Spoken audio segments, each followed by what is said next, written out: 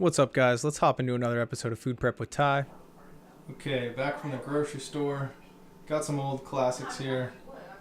Pretty much my go-to meal for a long period of time for dinner has been some pasta. I got some tomato sauce here with low sodium, no salt added, whole wheat macaroni, and some 93.7 ground beef. Then for lunches, I'm going to be throwing some of this chicken breast in the crock pot, and then making some tacos with some organic refried beans, some whole wheat tortillas, and some romaine lettuce. Those are going to be my 2 meals for the week, and I'll throw the macros up on the screen after I get this all cooked up. When I'm cooking my chicken in the crock pot, I grab all the spices I plan on using. I got some pepper, some different Mrs. Dash seasoning, some onion powder, and some cayenne pepper. Then I want to fill up my crock pot here with water to the level of the chicken breast, throw my seasonings in, and then throw the lid on and turn that to high. That'll take about 2.5 to 3 hours to finish up that chicken breast.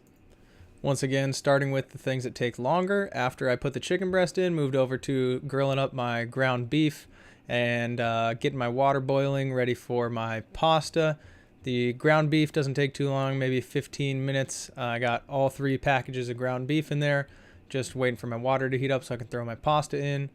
Then my ground beef's here getting pretty much done, looking good. I threw those same seasonings that I put on the chicken breast for the most part into my ground beef. Got my pasta boiling there. I put a little bit too much pasta in that pot for how big the burner was, but ended up turning out okay. After I finished up cooking my ground beef and my pasta, I portioned it out. Now, I know I had 3 packages of the whole wheat pasta, and I just tracked the calories for half of a package. I didn't actually weigh that one out, but I put it into just 6 equal containers. For the ground beef, I needed to calculate a little bit with my phone. I had 190 grams of 93.7 ground beef in each one of those containers for each one of my meals. Moved on to chopping up some lettuce here for my tacos. I like to throw a little bit of lettuce on top of my tacos just to feel like I'm getting some vegetables in.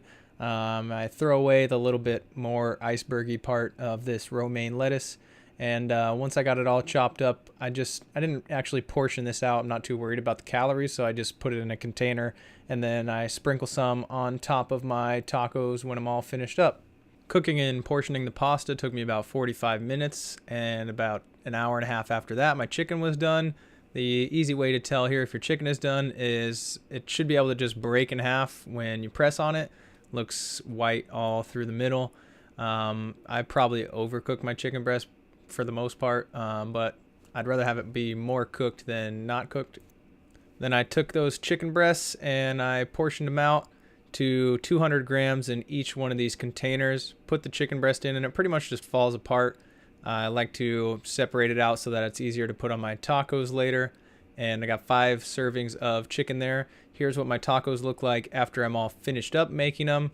These were one of my favorite foods, actually. I put the 1/3 of a can of my refried beans on each of those, throw a little bit of hot sauce on, and makes a nice lunch. Meal prep never really takes that long, and I'm always glad when I'm done with it and got my food for the week. That's all for today's video, guys. Thanks for watching. Tyson Winder signing out.